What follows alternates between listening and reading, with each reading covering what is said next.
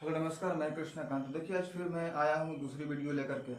हम क्या स्टार्ट किए थे हम लोग? प्राचीन भारत के प्राचीन मतलब इतिहास के बारे में जानकारी प्राप्त करने के लिए।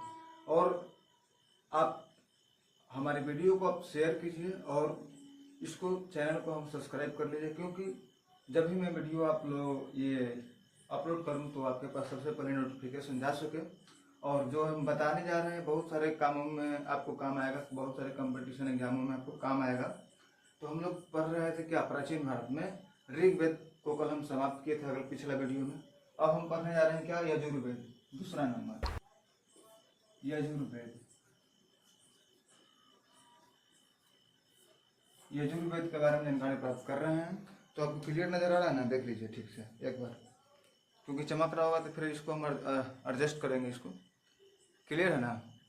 चलिए, तो देखिए, अगर कोई पूछ दे कि यजुर्वेद क्या कहलाता है, किसे कहते हैं यजुर्वेद, तो देखिए यजुर्वेद किसे कहते हैं आप नोट कीजिए या फिर सिर्फ ध्यान में रखिए। देखिए, शाश्वर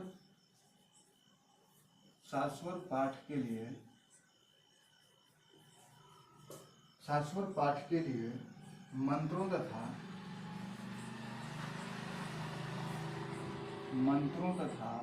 बलि के समय अनुपालन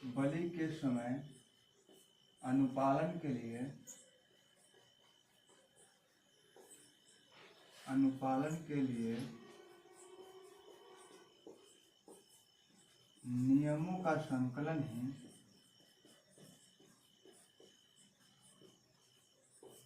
नियमों का संकलन ही यजुर्वेद कहलाता है।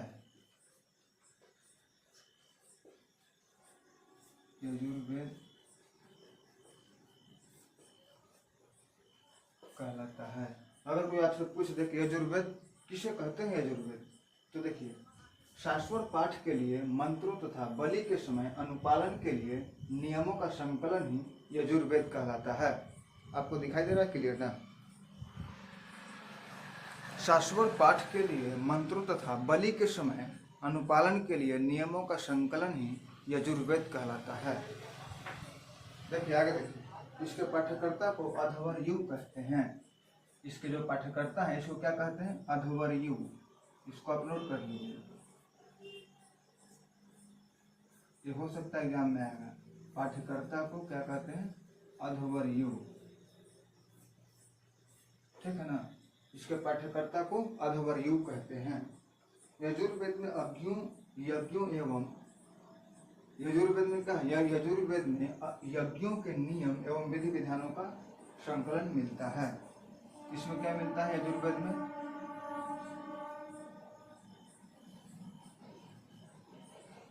यजुर्वेद में क्या क्या मिलता है? यज्ञों का नियम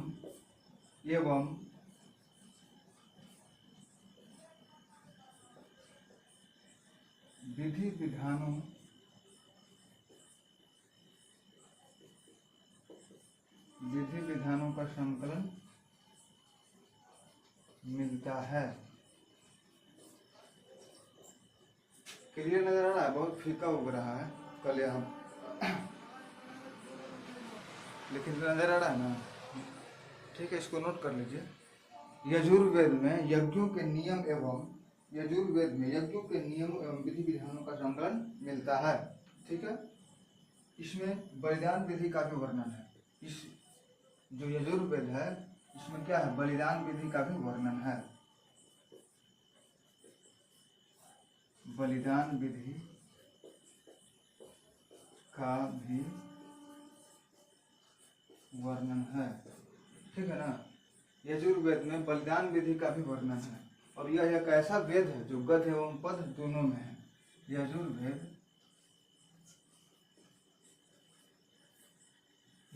एक ऐसा वेद है जो गद्य एवं पद दोनों में है, ठीक है ना? यजुर्वेद एक ऐसा वेद है जो गद्य एवं पद दोनों में है। तो चलिए, यहाँ पे यजुर्वेद समाप्त हुआ। लेकिन अगर आपको उतारना है उतार लीजिए। दोबारा हम बोल दे रहे हैं आपको, अगर कोई आपसे पूछ दे कि यजुर्वेद किसे कहते हैं, क्या कहलाता है यजुर्वेद। तो देखिए, शास्त्रों पाठ के लिए मंत्र तथा बलि के समय अनुपालन के लिए नियमों का संकलन ही यजुर्वेद कहलाता है।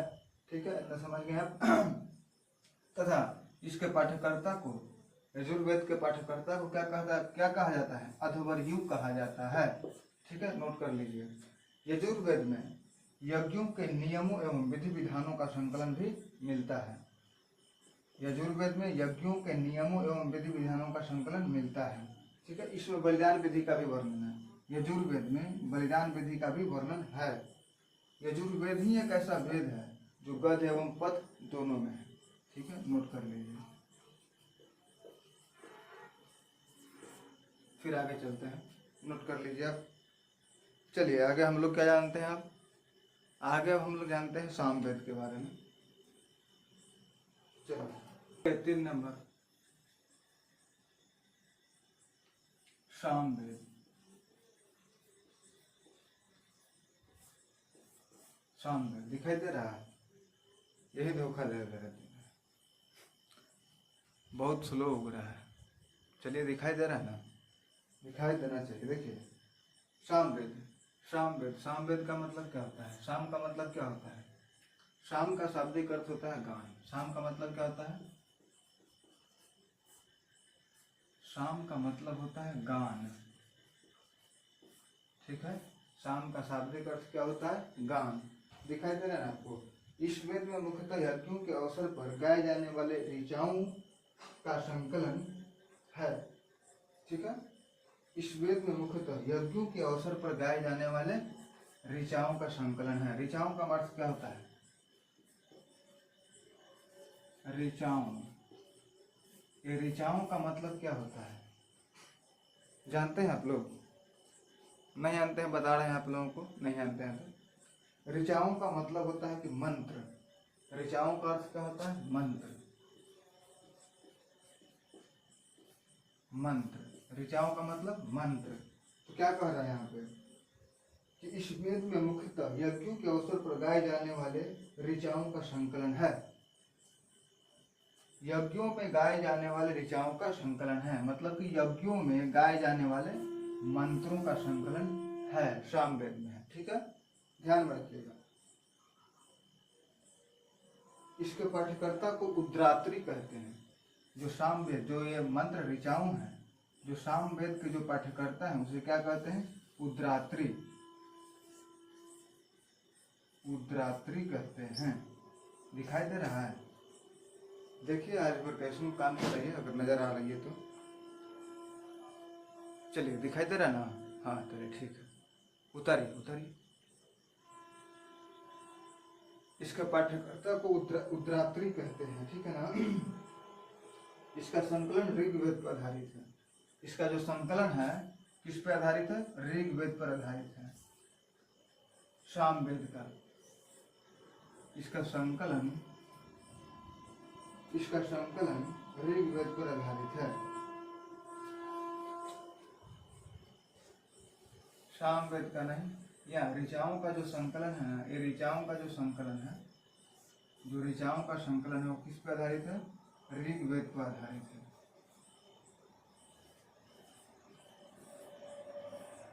ऋग्वेद पर आधारित है।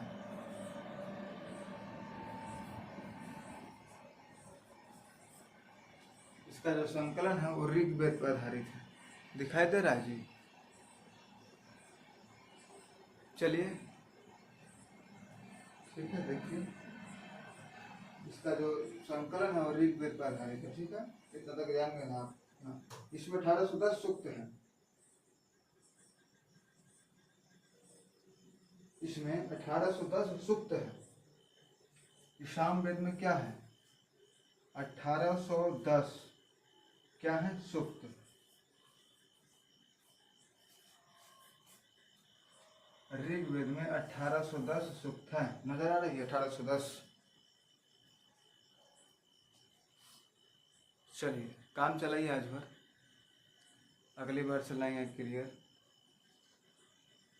ये सामवेद में 1810 सूक्त हैं। अब कहिए कि सूक्त का अर्थ क्या होता है, सूक्त का अर्थ क्या होता है, जानते हैं आप लोग, बता रहे हैं हम आप लोगों को, बताने के लिए तो हम आए हैं यहाँ पे, आप लोगों को बताने के लिए ही तो हम यहाँ पे हैं। देखिए सुक्त का अर्थ क्या होता है, नोट कर लीजिएगा, माइंड में नोट कीजिएगा, कॉपी पे नहीं, माइंड में नोट कीजिएगा, कभी नहीं मिटेगा। देखिए सुक्त का अर्थ क्या होता है, सुक्त का अर्थ होता है वेद मंत्र, वेद मंत्र, ठीक है ना। दिखाई दे रहा है वेद मंत्र, नहीं दिखाई दे रहा है तो बोल रहे हैं, लिख लीजिए। सुक्त का अर्थ होता है वेद मंत्र, ठीक है। सुक्त का अर्थ होता है वेद मंत्र, ठीक है। प्रायः ऋग्वेद से लिए गए हैं। जो 1800 जो सूक्त हैं, 1810 से जो सूक्त है, किससे लिया गया है, ऋग्वेद से लिया गया है। देखिए इसको नोट कर लीजिएगा, 1810 से जो सूक्त है ऋग्वेद से लिया गया है, इसको नोट कर लीजिएगा। इसे भारतीय संगीत का जनक कहा जाता है। सामवेद को क्या कहा जाता है, सामवेद को कहा जाता है भारतीय संगीत का जनक। सामवेद को क्या कहा जाता है, भारतीय संगीत का जनक।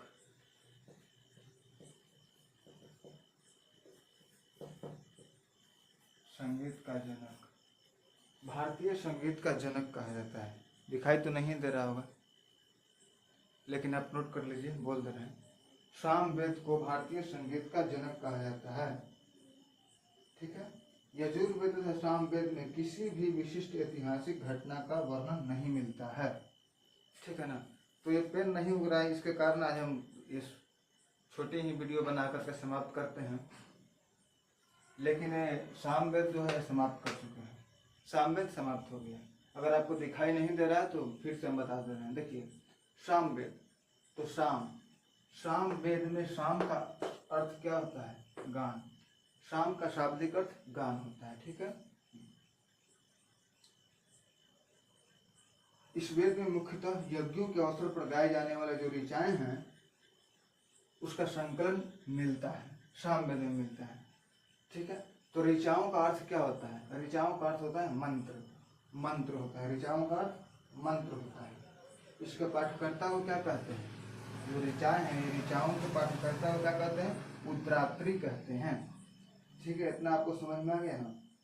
जो कि इसका संकलन ऋग्वेद पर आधारित है। इसका जो संकलन है किस पे आधारित है, ऋग्वेद पर आधारित है, ठीक है। सामवेद में 1810 सूक्त हैं, ठीक है। आप यहाँ पे समझ रहे हैं, सामवेद में 1810 सूक्त हैं। तो आप बोलिए कि सूक्त का अर्थ क्या होता है। आप लोगों को बताएं अभी कि सूक्त का अर्थ होता है वेद मंत्र, ठीक है। सूक्त का अर्थ क्या हुआ, ये जो सूक्त है 1810 से जो सूक्त है, सूक्त का अर्थ होता है वेद मंत्र। देखिए यहाँ पे बताएं वेद मंत्र, आप लोगों को दिखाई नहीं दे रहा होगा, लेकिन आप लिख लीजिए, नहीं दिखाई दे रहा तो, ठीक है। प्रायः ऋग्वेद से लिया गया है, ठीक है। ये 1810 से जो सूक्त हैं, ये जो 1810 से जो सूक्त है ना, ऋग्वेद से लिया गया। सूक्त मतलब वेद मंत्र। 1810 से जो वेद मंत्र है किससे लिया गया है, ऋग्वेद से लिया गया है, ठीक है। और जो सामवेद है वो भारतीय संगीत का जनक माना जाता है, ठीक है। ये सामवेद जो है वो भारतीय संगीत का जनक माना जाता है, ठीक है। यजुर्वेद तथा सामवेद में किसी भी विशिष्ट ऐतिहासिक घटना का वर्णन नहीं मिलता है। तो चलिए इतना ही था पूरा सामवेद, जो कि समाप्त कर चुके हैं। अब आगे अगली वीडियो में जब पेन लाएंगे नया तो बताएं, क्योंकि चल नहीं रहा है और बताएंगे आप लोग को दिखेगा नहीं तो क्या फायदा है। इसलिए चलिए खत्म करते हैं। और अगला जो लास्ट जो 4 वेद है ना, 4 वेद जो है ऋग्वेद, यजुर्वेद, सामवेद और अथर्ववेद, तो 3 को हम लोग 3 वेद की जानकारी प्राप्त कर चुके हैं। ऋग्वेद की कर चुके हैं, यजुर्वेद की कर चुके हैं और ये सामवेद की कर चुके हैं। तो लास्ट बच गया अथर्ववेद, तो इसकी जानकारी कल हम आप लोगों को बता देंगे, ठीक है। तब तक के लिए धन्यवाद, जय हिंद।